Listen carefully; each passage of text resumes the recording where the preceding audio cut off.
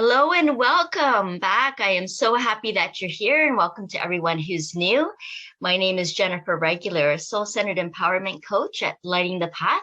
I'm also your host here, and I would love to introduce you to Timmerie Hagenberger. She is here visiting me from Florida today, over Zoom, of course. Love that we can meet globally in that way, originally from California.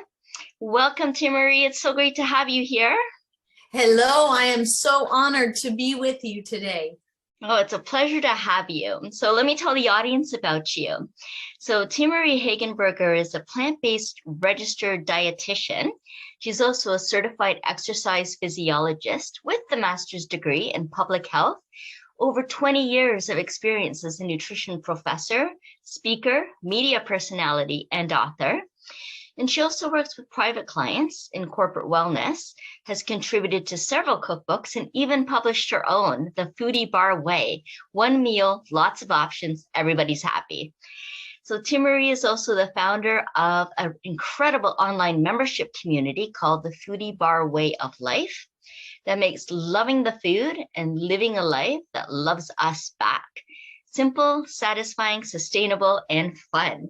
So today we're going to have a dialogue about love the food that loves you back. I love food. I'm just going to put that out there. I'm a foodie myself, a plant-based foodie, but I love just even multicultural cuisine. I love the different flavorings and spices and cultural traditions, all of that. Do you incorporate some of that too, Timmerie, in your work? Absolutely. It's very interesting that you started with that because when I start my college classes for all those years, the first thing that I would tell them was, I love food. And that's not necessarily something that dietitians all do. I mean, I'm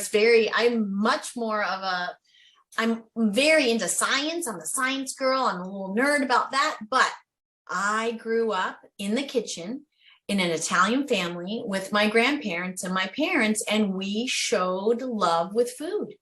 It was very, very important. We had Sunday family dinners at my Nona's and Papa's house, and it was very, very central to our culture.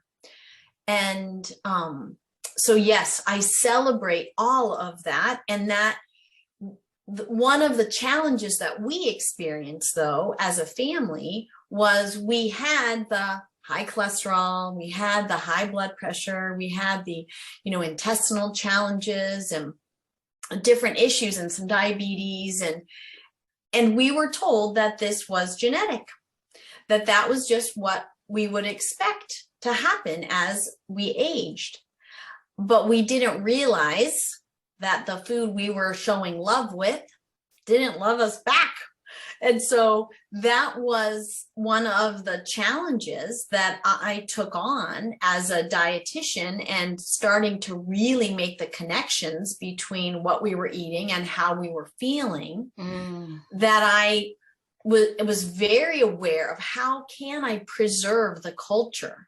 How can I preserve the flavors, but do it in a way that celebrates whole plant-based food? And that's what I've done. And so it's been more than 10 years now that we've been 100% plant-based whole food eaters. And we want for nothing. All of the cultures, all of these amazing cultures, the cornerstones are the legumes, the grains, the local vegetables, the spices, the fruits that are in season. That's what makes up the herbs. That's what makes up those flavor profiles. And so it is actually so much about abundance and options. But when many people even just hear the word diet, dietitian, they think of restriction and rules. And that is not my perspective whatsoever. And I think that I saw this a lot with my students.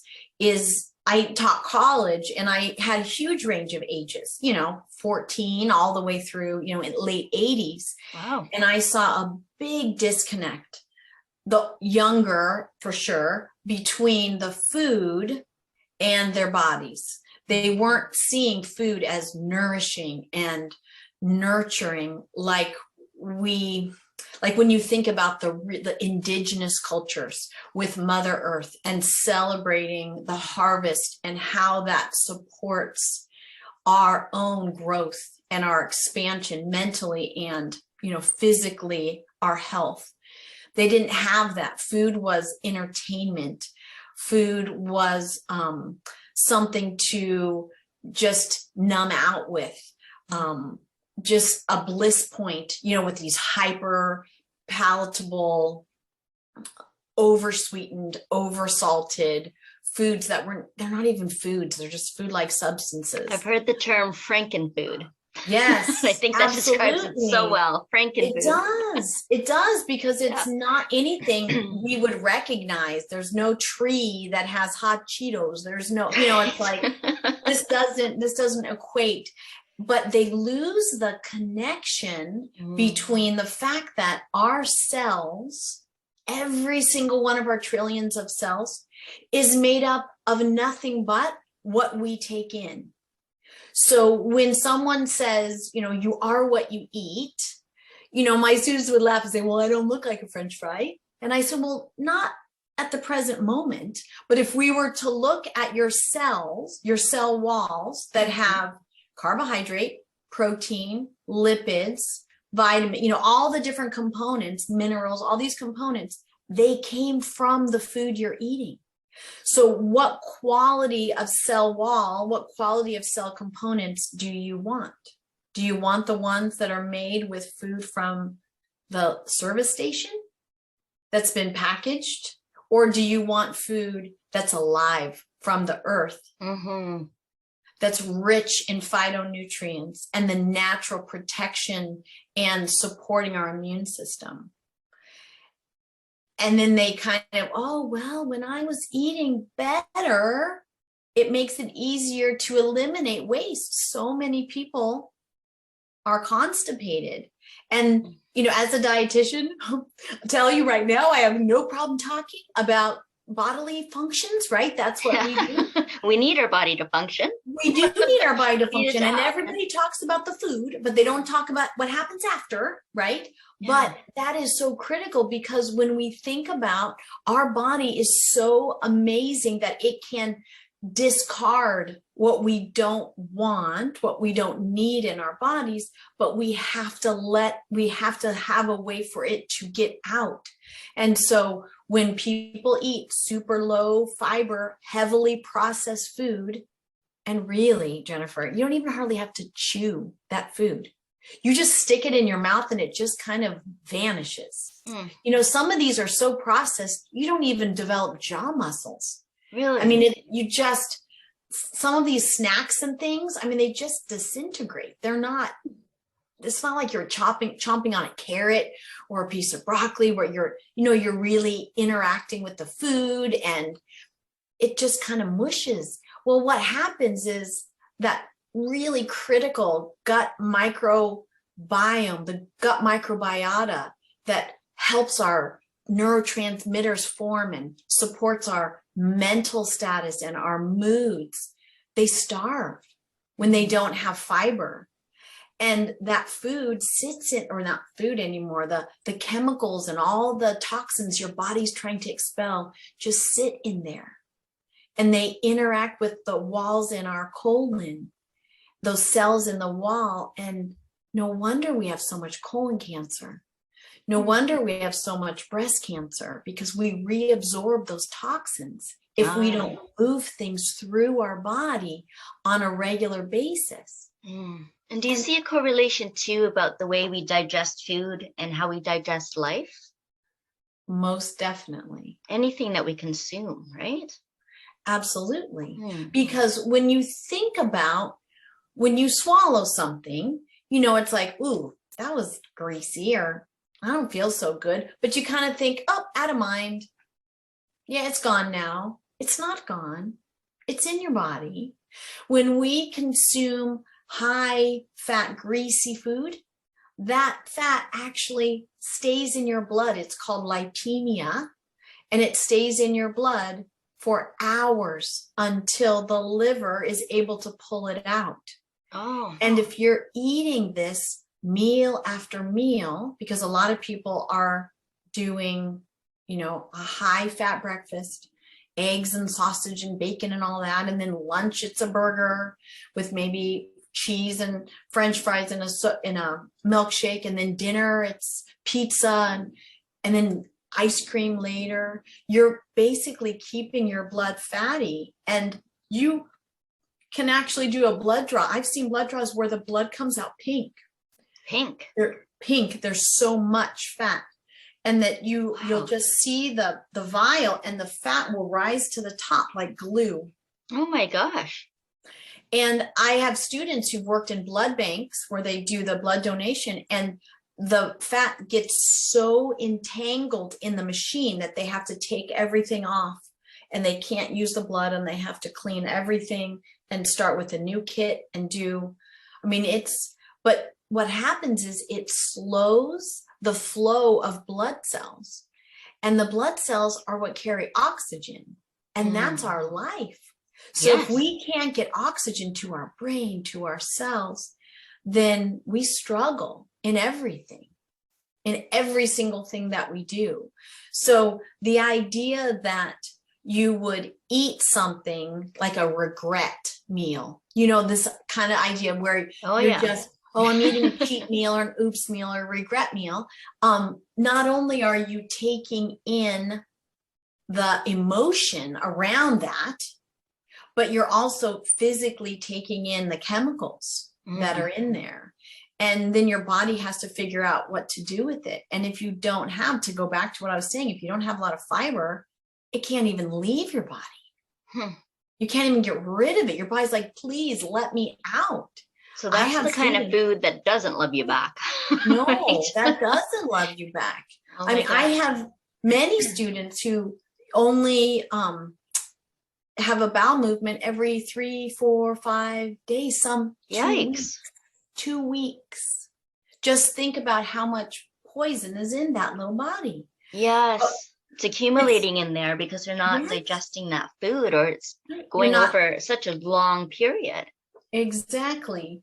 And we also eat, to speak to your other comment, you know, we eat often without intention, and we use words like fast, convenient, you know, where we don't think about, this is an opportunity to nourish our body. And it doesn't mean it has to take a long time. It just means we don't have to lower our standards, that we can be in the moment when we're eating, that we can look at the beautiful colors that we have assembled in a plate, and we can marvel at nature and what it has provided for us. And smell the aroma and just get that whole sensory experience of it. I absolutely love to cook. I really enjoy cooking. I love having all the different ingredients. I'm not a simple cook. Everything's laid out on my table, and I just love it. I love seeing all the colors out, or even when I come from the farmer's market and I put everything in the fridge and I open it up and there's all of these vibrant colors, and it's so satisfying. And I love cooking too, because I see it as an act of self-love. It's so nourishing to cook a meal for myself or for your family or for friends or loved ones. And you know, food has such a connection too for gatherings, you know, all those traditions, and that can be difficult too at times, isn't it? Because not all family members might be on the same kind of wavelength when it comes to what is nourishing. So I know that's a trouble spot for a lot of people, you know, that are trying to make some changes, but going back traditions when they go back to their families who may not be in the same kind of wavelength. So what do you notice with all that? So that is exactly what happened. I found myself in the middle of that. So back 10 years ago, a little bit longer, when I became aware of this really incredible field of plant-based nutrition. I did my undergrad, my grad school, all of that, but I was never aware of the power of the plant-based nutrition. All of a sudden, I'm like, okay, we're changing. And I had a 5-year-old and an 8-year-old and a husband who were not dietitians. And so I will eat food that loves me back. And I really almost don't care what it tastes like if I have to, you know what I mean? Because I'm so science focused, but they would not. So I thought, how am I going to do this? But I loved cooking and I knew there was going to be a way. Mm-hmm. And so what I determined about how to do this, and it worked out fabulously, was to focus on choice. Uh-huh. So I think what's so overlooked is this idea that we don't honor people's preferences. So if you have someone, and this works very well with little kids, where I don't like that. Okay, so instead of ending it there, and this is just a little tip for people that are parents or grandparents, I made the mistake, full disclosure, of telling my kids, just taste it, just take one bite, and if you don't like it, you don't need to eat it. And at the time I thought, that's great advice. We're exposing them to different foods. Yeah. But the problem with that is their only option is eat it or don't like it.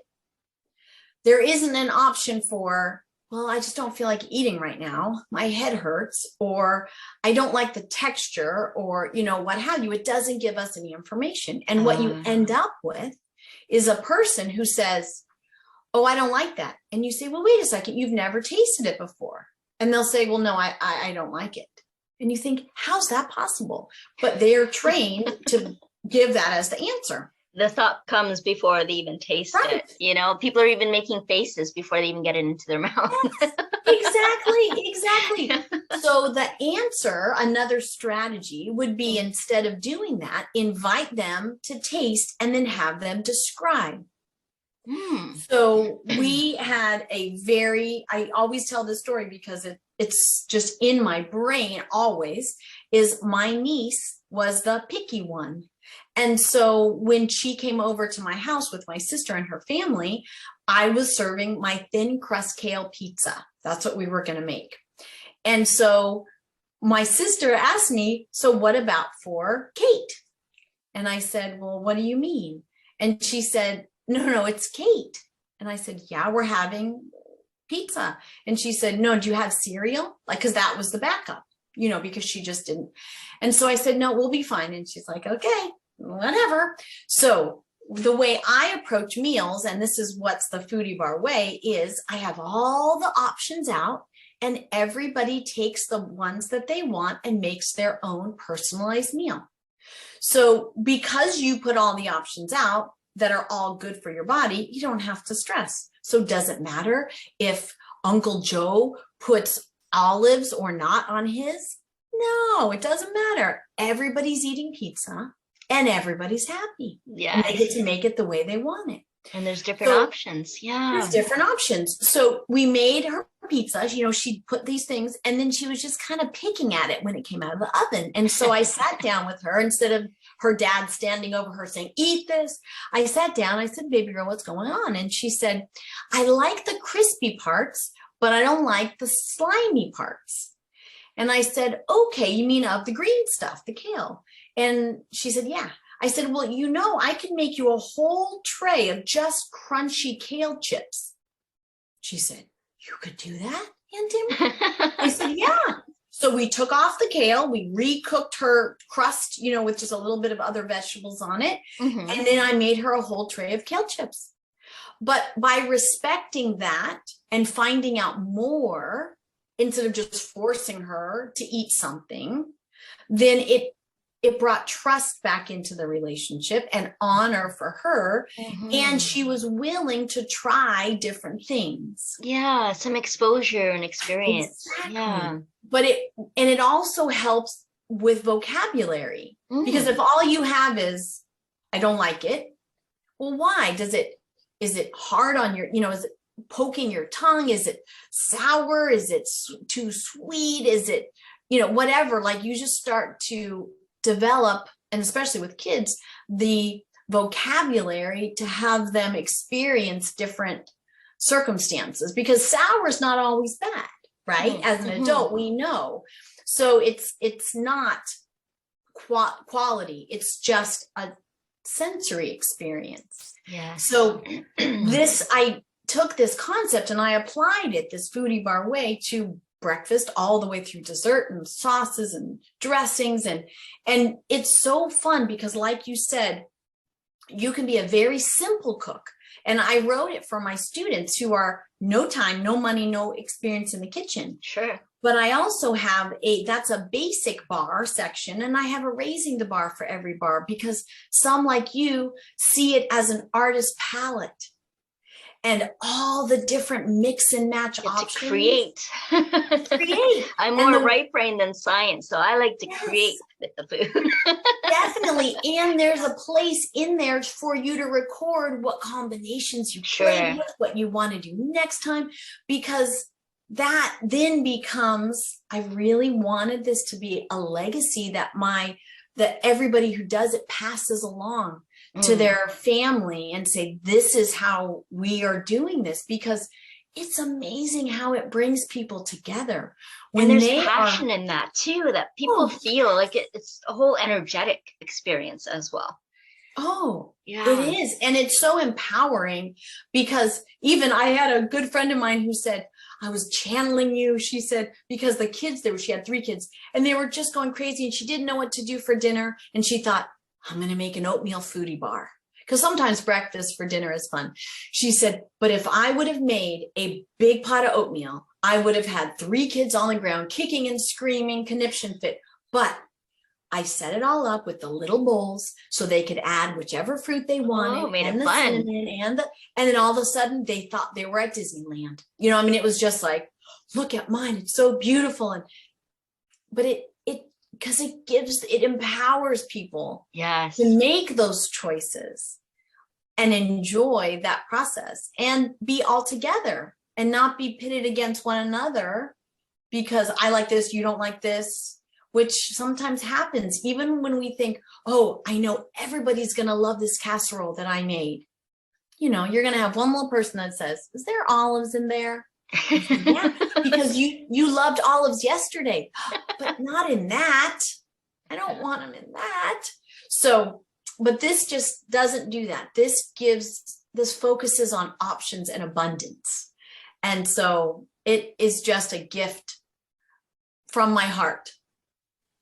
And it's really resonated very well with people all over, which is wonderful. I love that. And it sounds like, you know, through the plant-based foods and through Whole Foods that you're upgrading your whole operational system, right? Your whole body system. Yes. And probably change your genetic profile now too, right? All those issues that you mentioned in the beginning. Yeah. People start eating this kind of food now. It changes our physiology, our cellular structure, our ways our body operates, right? It does. I imagine that would change your whole genetic profile. I know you're more science-based. This is just an assumption on my part. Would that be true? It changes the epigenetics. So it changes how your genes are expressed. So it doesn't, right? It doesn't change the DNA coding, but it changes how they're expressed. Oh. So if you have genes for something, let's say high blood pressure, you have a gene that would put you at higher risk, it can silence it. Oh, okay. So it's, you know, so literally the way it operates. Exactly. The operating system. Yeah. 100%. It's so powerful and so simple. I love it. So it is so fun. And what I love being able to share this with the world, but I was seeing people that they just felt like they were all alone, because you look in the mainstream and everything's fast food. Everything's convenience food. Everything's about indulgence in all the wrong ways, right? That are actually self-harming. And we're not getting any healthier as a nation, for sure. As a country, as a world, as just humanity, we're not getting healthier. And so I was able to start this membership to basically have people like-minded people who like to eat well and feel good. Amazing. So how can people get involved with that? So that they can go to my website, thenutritionprofessor.com, Okay. and right at the top, you'll see a video of me explaining it, because it brings the Foodie Bar Way, this concept, to life. And one thing that has really surprised me, because I'm always a teacher, right? Always. And so I do cooking demos and I do Q&A sessions, and we have meal planning parties, and we do all kinds of things. But something that I was hoping for, but I didn't really appreciate the full level, was the connections between members. I was hoping for that, but it's not anything you can make happen. Yeah. All that I can do is show up authentically and nurture from my perspective. Yeah. But oh my gosh. I mean, I talk to members and they say, well, we talk all the time on the phone. I'm thinking, oh, wow. You guys call each other? Oh yeah, all the time. They're becoming my very good friends. And I thought, and then, oh my gosh, it warms my heart. Someone missed one event, and that happens. I mean, we have recordings, we do, and 2 or 3 people, are you okay? You okay? Everything okay? Oh, wow. They're all looking out for each other. Yes. And it's especially, and we have people all over South Africa, Norway, Germany, all over the United States, all over the place. Wow. And it's so neat to be so connected. We just flip on our cameras and we're right there. And I love being able to, if I'm not doing a demo, I'll run in the kitchen and say, oh, look at this. Okay, now when you buy this, do da da da da da da, or here's a piece of equipment. This is how you use it. And it's just so fun. And the meal planning parties are such a blast, because that sounds like it. Well, oh my goodness. I love how food still brings people together, even online. Yes. Yes. And it's so incredible.